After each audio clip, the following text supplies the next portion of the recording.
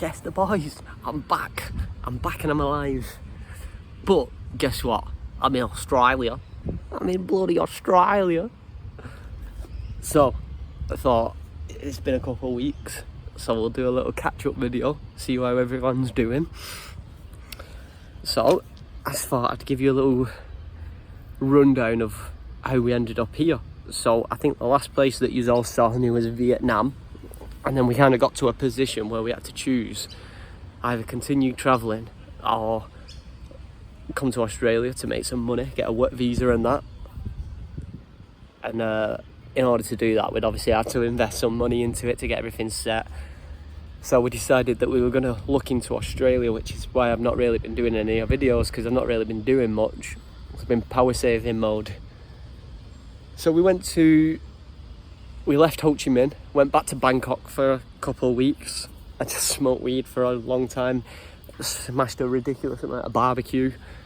It was a pretty great time, to be honest. I met my mother, and my grandma, and my brother. Went back, had a little mooch around the ancient city, showed them a bit of that before we left. Took them for a Japanese barbecue, really nice. Good to spend some time with them before we left.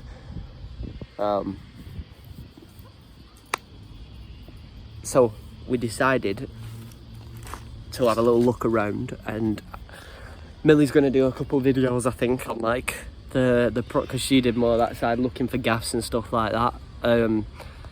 So I think I'm going to pinch some of her videos and like maybe stitch them onto this, so that she can explain like how we got to where we are. But we ended up settling on Sydney, and to be honest with you, I've heard off of quite a lot of people that Australia is really, really expensive, and it does seem that way at first, but it's bloody hell, it's no more expensive than England is, put it that way, because you've got to consider the fact that even though everything's super expensive, the rents, the currency's double what ours is. So for every quid you're getting $2 Australian. So even though it seems dead expensive, it's actually not compared to British prices, and obviously the wages are a lot higher over here. So it cost us the best part of $3,000 to get fully set up, to get like deposits and our rent down. I think our rent's like $500 a month English, like just shy of $1,000. So that's pretty good price, to be honest. That's bills included. I mean, I don't know about you, but even back home up north, forget any sort of property these days, you're looking at like $650 minimum for a flat, plus bills. So you're already going to be over what we're paying. So it's really not that bad, to be honest with you. I really do think that the cost isn't anywhere near as bad as people make it out. As far as people going, some people are silly, like they just turn up to Australia without anything and then expect to just be fine, which is a bit silly. So we decided to get all of our house sorted and everything before we came. Did like some online interviews, house viewings and that sort of stuff.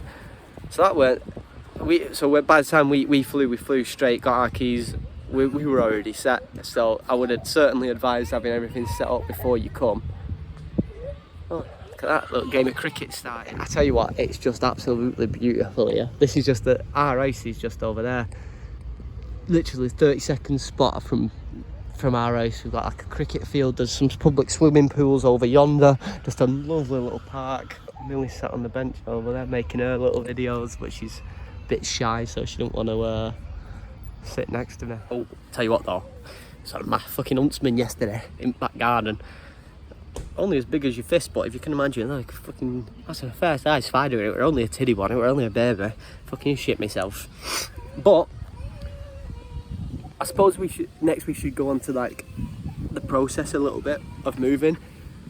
For our visas, we had to we applied for visas. I was fine, straight through, no problem.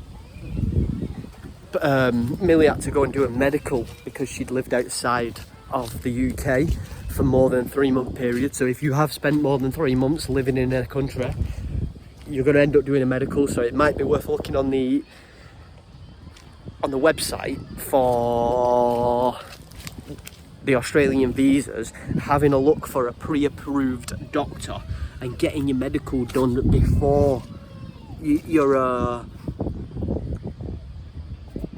travelling all over, because we were in Vietnam when we started applying. Millie had to get a medical. There was no appointments in Vietnam, so we had to fly back to Bangkok to get her hospital appointment. Which leads me really nicely onto my next point about private versus public healthcare.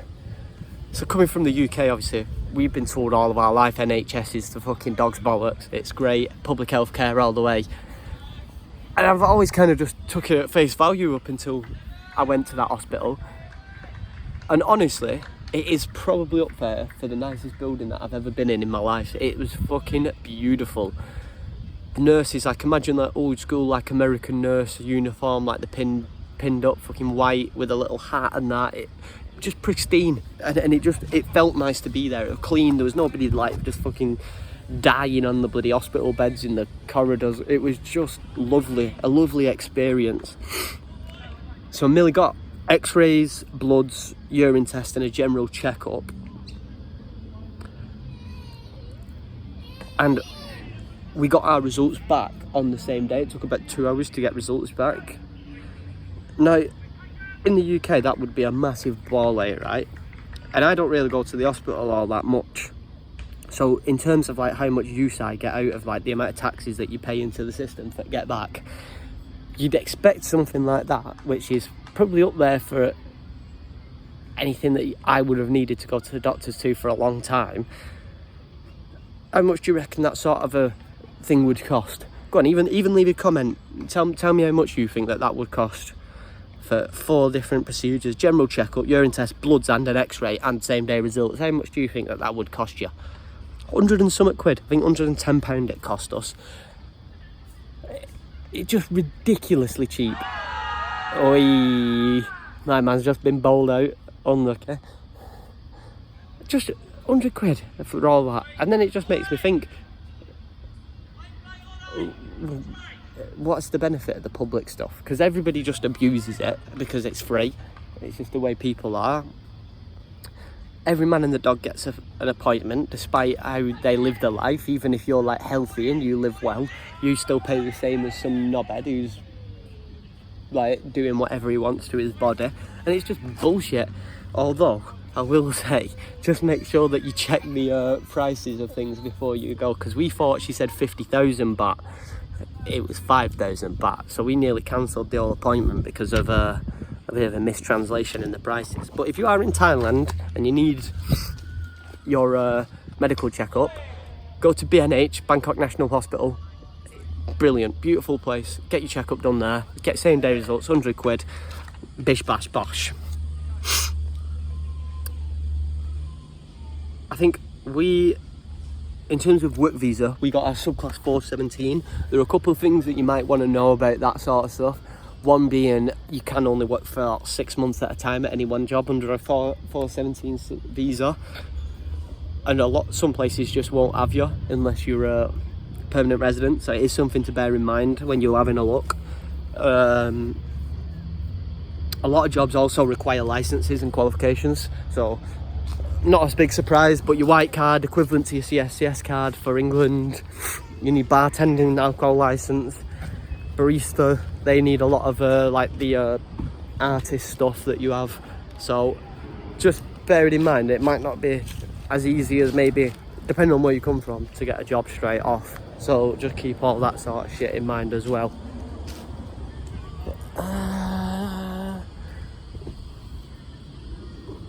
New content, yeah, let's do that. So I think obviously as we start to, because we've changed location, I think the content's probably going to start having a bit of a change as well. So I really want to get back into my fighting, get back into MMA. So there'll be a lot of training videos, sparring videos, things like that. Maybe even a couple fight videos if we get that far. Obviously I'm going to be here for a year, so I don't see why not. Probably going to have some more, like, still travelling, but more like local beach days, learn how to surf, that sort of shit, fishing, etc, etc. I think Millie's going to do some like trad wife stuff, because she's a good one. So maybe I'll upload a few of those to flex on you all, to show you how good my life is compared to you all. Let's see, was there anything else on that little content list that I wanted to... oh yes, maybe some rants as well, work videos. Rant videos of me talking shit about politics and all that bollocks, because I get stressed out and Millie's probably sick of me chewing her ear off about it. Ooh, fucking hell, he nearly sent him then with that. I'll tell you what, this cricket game's going off. He's super interested. Yeah. Well, I think I'm definitely lucky to have found Millie in this whole situation, because I think it would have been a lot different if I wouldn't have had her. And obviously just nice, isn't it? You're just building like a little life for yourself, so you can kind of come along with us for that journey. It'll be good.